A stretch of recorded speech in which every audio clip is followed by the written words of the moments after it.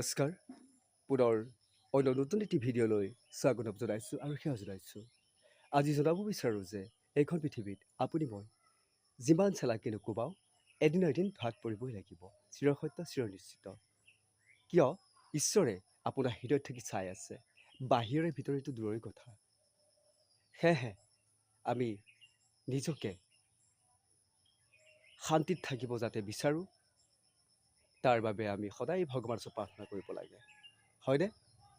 এইখিনিতে আপোনালোকক মই জনাব বিচাৰোঁ যে উদাহৰণস্বৰূপে যেতিয়া সীতাক ৰাৱণে হৰণ কৰিব বিচাৰে, তাৰ আগমুহূৰ্তত লক্ষ্মণে এডাল ৰেখা টানি দিছিল যে সীতামা, তুমি আৰু এই ৰেখাডাল পাৰ নহ'বা, পাৰ হ'লে তোমাৰ বিপদ হ'ব, হয়নে নহয়?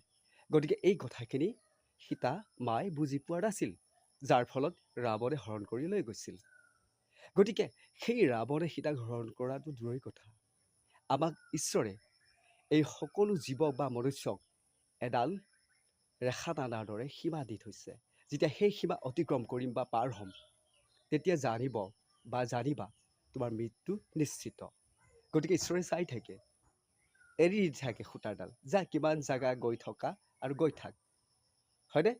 গতিকে এইখন পৃথিৱীত চালাকি আপোনাৰ মোক বা আনক কোবাব নোৱাৰি, কেৱল ঈশ্বৰে কিন্তু অকণো ক্ষমা নকৰে। সেয়েহে বেছি দীঘলীয়া নকৰোঁ আৰু ভগৱত পুৰুষে যেন আপোনালোকৰ হৃদয় থেকে সুমতি সুজ্ঞান দিয়ে, সেই কামনাৰ সেই আশাৰে পুনৰ লগ পোৱাৰ প্ৰতিশ্ৰুতিৰে বিদায় ল'লোঁ। ধন্যবাদ।